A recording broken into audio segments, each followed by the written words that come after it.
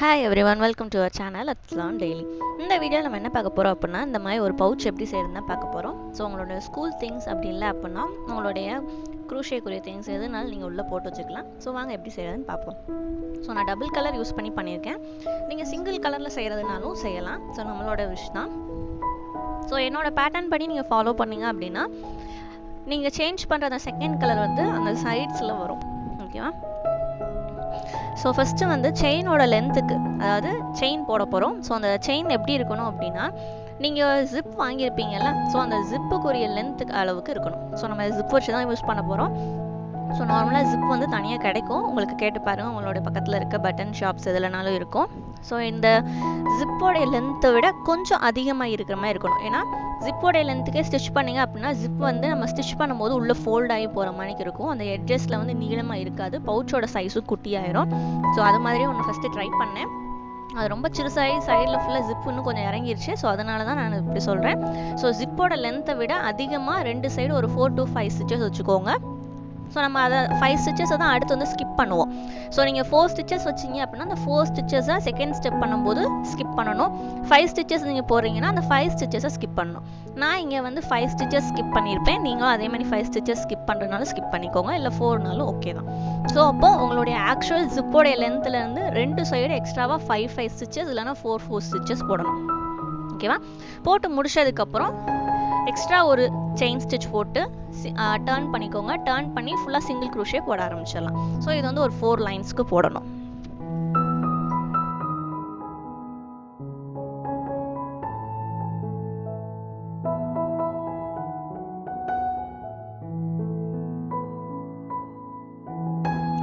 So அந்த 4 lines போட்டதுக்கப்புறம் இப்படி தான் இருக்கும். ஸோ நான் இதில் அடுத்து என்ன பண்ண போகிறேன்னா அந்த 4 ஸ்டிச்சஸ் ஸ்கிப் பண்ணணும்.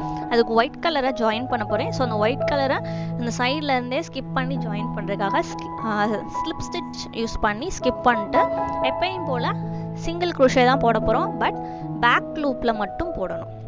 ஓகேவா? ஸோ ஏன் அப்படின்னா நம்மளுடைய பவுச் பார்த்தீங்கன்னா 4 கார்னர்ஸ் இப்படி ஃபோல்ட் ஆகி வரும். ஸோ அந்த ஃபோல்டு வர இடத்துல இப்படி போட்டிங்கன்னா தான் உங்களுக்கு வந்து நல்லாயிருக்கும். அந்த பவுச்சோடைய ஷேப் கரெக்டாக தெரியும். இல்லை அப்படின்னா அந்த ஷேப் தெரியாது. அதனால தான் பேக் லூப்பில் போட சொல்கிறேன். பேக் லூப்பில் போட்டதுக்கப்புறம் அகைன் நம்ம என்ன பண்ணிடணும், இங்கிட்டு 4 ஸ்கிப் பண்ண மாதிரியாகவும் அடுத்த எண்ட்லேயும் 4 ஸ்கிப் பண்ணணும். ஸோ இந்த ஒரு சைடு மட்டும் நம்ம ஸ்லிப் ஸ்டிச் போட்டு வந்தால் போதும். இன்னொரு சைடு நீங்கள் அப்படியே விட்டுறலாம். லாஸ்ட் ஒரு 5 ஸ்டிச்சஸ் அப்படியே விட்டு டர்ன் பண்ணி திரும்ப சிங்கிள் க்ரோஷேவை கண்டினியூ பண்ணுங்கள். மொத்தம் 10 லைன்ஸ் வர மாதிரி போட்டுக்கோங்க. இல்லை எனக்கு உங்களுடைய வித்து கம்மியாக இருந்தால் போதுன்னா குறைச்சிக்கோங்க அதுலேயும். இல்லை இன்னும் பெருசாக வேணும்னு எதிர்பார்த்தீங்கன்னா கொஞ்சம் பெருசாகவும் போட்டுக்கோங்க. ஸோ உங்களுடைய இஷ்டம். ஸோ மினிமம் 10 போட்டிங்க அப்படின்னா உங்களுடைய பவுச்சோடைய சைஸ் மீடியம் சைஸில் வரும். ஸோ அது உங்களுக்கு கம்ஃபர்டபுளாக இருக்கும்.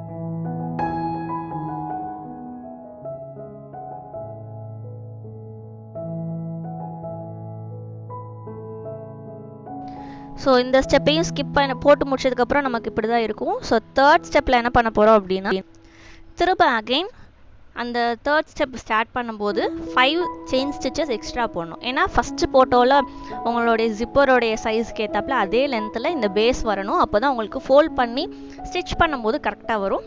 ஸோ அப்போ அதை அந்த லென்த் இருக்கான்னு ஃபோல்ட் பண்ணி செக் பண்ணி பார்த்துக்கோங்க. ஸோ அதை போட்டதுக்கப்புறம் எக்ஸ்ட்ராவாக ஒரு செயின் ஸ்டிச் போட்டு அகைன் டர்ன் பண்ணி இதில் ஃபுல்லாக சிங்கிள் க்ரூஷே இன் பேக் லூப். ஸோ அந்த கார்னர் வர இடத்துல மட்டும் பேக் லூப் போடணும். மீதி எல்லா இடத்துலையும் நார்மலாக ஹோல் ஸ்டிச்சஸே நம்ம போட்டுடலாம். ஸோ திரும்ப இங்கேயே நான் பேக் லூப்பில் தான் போட்டிருப்பேன். ஸோ போட்டு முடிச்சிட்டதுக்கப்புறம் இதே மாதிரி அகெயின் என்ன பண்ணணும் அப்படின்னா, ஸ்டெப் 2வையும் ஸ்டெப் 3யவும் அகெயின் ஃபாலோ பண்ணணும்.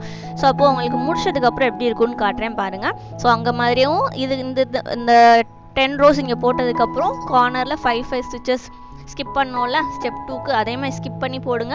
அகெயின் அடுத்ததில் 5 ஸ்டிச்சஸ் எக்ஸ்ட்ராவாக போடுங்க. இந்த 5 ஸ்கிப் பண்ணுறதுலையும் எக்ஸ்ட்ரா போடுறப்பையும் அது அந்த கார்னர், ஸோ அந்த கார்னர் வர எல்லா இடத்துலையும் என்ன பண்ணணும் அப்படின்னா பேக் லூப்பில் தான் போடணும்.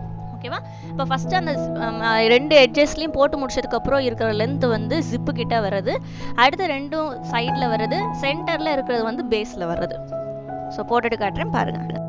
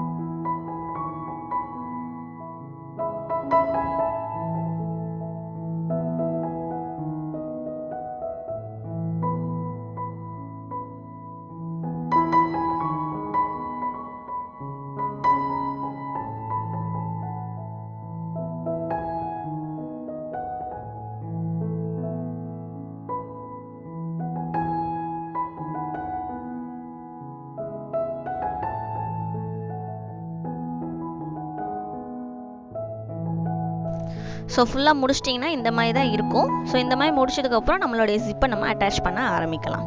ஸோ அந்த கார்னர் இன்னும் முடிக்கல. ஸோ அதை முடிச்சுட்டு உங்களுக்கு காட்டுறேன் பாருங்கள்.